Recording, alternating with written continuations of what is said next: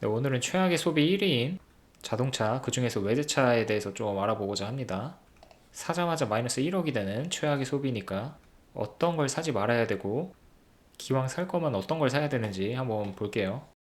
자, 남자들이 취업하자마자 사는 대표적인 소비가 바로 자동차예요. 이게 로망이기도 한데 차량별 계급도가 나타나 있을 만큼 자동차에 대한 소비 욕구가 엄청나거든요. 뭐 국산차, 외제차 다 있지만 그 중에 최악은 외제차라고 생각합니다. 그 이유는요, 모든 상품에는 감가상각이라는 게 존재하는데 외제차 감가율을 한번 볼게요. 살벌합니다. 자, 포드 같은 경우에 50%에 가깝고요. 가장 낮은 미니 같은 경우에 41%예요. 그러니까 이게 뭐냐면 사자마자 예를 들어 3억 원짜리 포드를 샀다고 하면 바로 이제 1.5억으로 떨어진다라는 거거든요. 한 번 탔을 뿐인데 매년 이 정도로 줄어든다라는 거고, 그러니까 사자마자 그냥 1억을 갖다 버리는 소비가 되는 거죠. 기왕 살 거면 소비도 경제적으로 해야 됩니다. 자동차 제가 사지 말라고 했는데 반드시 사야 되는 경우들도 있겠죠. 그럴 경우에는 이 둘 중에 하나로 골라서 구매를 해야 됩니다. 감가율이 낮은 신형 국산차를 사시던가 아니면 감가율이 높은 중고 외제차를 사시는 걸 추천드려요.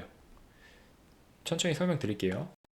자, 우선 감가율이 낮은 신형 국산차 뭐가 있냐면 그랜저가 있고요. 감가율이 7%밖에 안 됩니다. 그러니까 1억 원에 샀다고 하면 그 다음 해에 9,300이 되는 거죠. 그러니까 사실상 뭐 거의 깎이는 게 없는 거예요.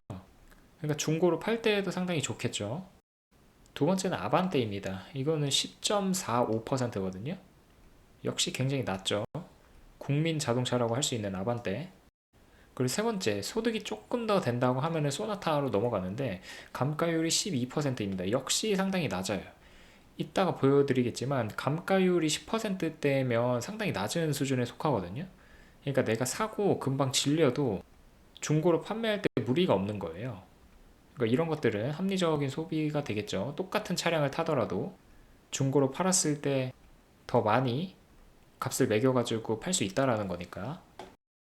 그래서 대표적으로 이렇게 세 가지 차량이 있고요. 그 외에 뭐 K3나 K7 같은 경우에도 감가율이 11%에서 13%대가 나오고요. 그래서 이 베스트 5 여기까지는 괜찮다고 생각합니다. 그 나머지는 20%가 넘어가서 신형으로 사기에는 조금 아쉬운 그런 차량들이 되겠습니다. 두 번째는 감가율이 높은 중고 외제차입니다. 그러니까 나는 국산차 말고 기왕이면 외제차로 사고 싶어. 그러면은 중고로 사셔야 돼요. 감가율이 높은 중고. 이유는 뒤에 설명드릴게요. 그럼 감가가 높은 외제차가 뭐가 있냐라고 하면 첫 번째로 가장 좋은 게 벤츠입니다. 36.3%가 나와요. 두 번째는 폭스바겐이고요. 감가율 36%가 나옵니다. 그 다음은 렉서스 역시 36%에 가까운 숫자가 나오고요. 뭐 이 감가율이라는 게 조사 기간에 따라서 다 다르게 나오지만 거의 뭐 대동소이하거든요. 그래서 사실 거면 외제차를 사실 거면 이런 차량들을 고려하시는 게 좋다라고 말씀드리고 싶습니다. 중고차로 사셔야 돼요. 신형 아닙니다. 우리가 자동차를 살 때 두 가지 선택지가 있겠죠. 국산차를 사거나 외제차를 사거나. 차는 안 사는 게 좋은데 내가 반드시 사야 된다면 이 두 가지 선택지를 추천드립니다. 국산차를 사시는 분들은 감가율이 낮고 신형인 차량을 사시는 게 좋고요. 외제차를 사시겠다 싶으신 분들은 감가가 높고 중고 차량을 사시는 게 좋습니다. 그 이유는 감가가 높은 국산 신형차 같은 경우에는 감가가 높으니까 팔 때 안 좋겠죠. 그리고 감가가 낮은 중고차의 경우에는 감가가 낮으니까 중고차임에도 불구하고 여전히 비싼 상태예요. 그러니까 이것도 굳이 이걸로 살 필요가 없겠죠. 그 다음으로 감가가 높은데 중고인 차량, 이거는 이거에 비해서 두 번째 선택지가 될 수 있습니다. 그러니까 감가가 낮으면서 신형인 차량은 내가 신형으로 살 때 비싸지만 감가가 낮기 때문에 매년 가치 하락이 적게 이루어지거든요. 그러니까 나중에라도 비싸게 팔 수 있는데 그렇기 때문에 1등인 거고요. 근데 이 감가가 높으면서 중고인 차량 같은 경우에는 감가가 높아서 싼 가격에 중고를 살 수 있지만 또 팔 때는 그만큼 또 많이 후려쳐지면서 팔 수밖에 없겠죠. 그래서 2순위로 뒀습니다. 그 다음에 외제차를 보면은 이 감가가 낮으면서 중고인 차량 같은 경우에는 역시 중고를 삼에도 불구하고 감가가 낮아서 상대적으로 비싼 가격을 주고 사야 되겠죠. 그러니까 좋은 선택지가 아니고, 이 신형 같은 경우에도 뭐 감가가 낮아서 국산차와 같은 논리로 나중에 팔 때 비싸게 팔 수는 있겠지만, 왜 국산차와는 반대로 이게 최악의 선택이냐면, 차는 기본적으로 이동수단이에요. 멋을 위한 수단이 아니라고 생각합니다. 그래서 기왕이면 조금 더 저렴한 차를 고르는 게 낫다고 생각하거든요. 그래서 외제차를 살 바에는 국산차를 사는 게 더 낫다고 생각하기 때문에 이런 케이스는 최악이라고 봤어요. 그리고 외제차 중에서 감가가 높은데 신형인 차량, 이건 당연히 최악이겠죠. 신형으로 샀는데 감가가 높으면 매년 가치 하락이 크게 일어난다라니까. 그래서 가장 좋은 선택은 이 감가가 높으면서 중고인 차량이 되겠습니다.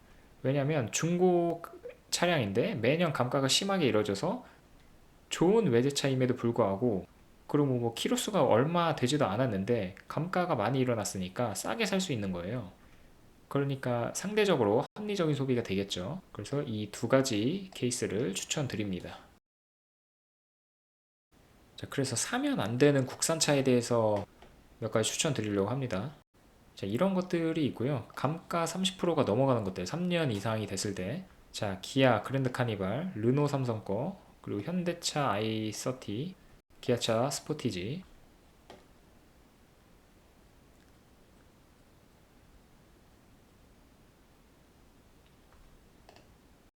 최악의 외제차는 첫 번째로 아우디고, 그러니까 감가가 낮은 거 최악의 외제차 아우디가 33%가 나오고요.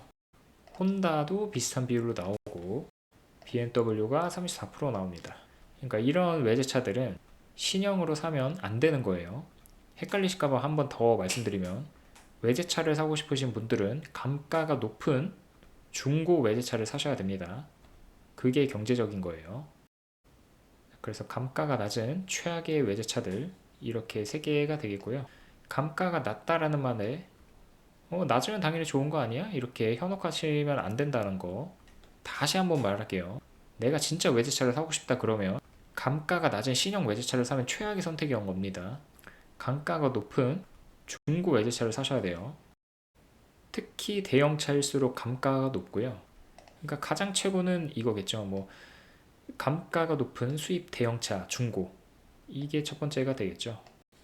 결론은 안 사는 게 제일 좋습니다. 뭐 앞에 뭐 복잡하게 저렇게 따질 필요 없고, 안 사면 영원이에요. 자동차는 기본적으로 내가 좀 돈을 엄청 많이 모았다거나, 아니면 뭐 아기를 낳아가지고, 혹은 뭐 신도시에서 직장을 가는데 대중교통이 불편할 때, 그런 경우에는 사는 건 당연히 오케이인데, 그렇지 않은 경우 내가 뭐 멋을 위해서 남들한테 보여주기식의 소비를 위한 것이라면 안 사는 게 좋습니다. 네, 그러면 오늘 방송 여기까지 할게요. 감사합니다.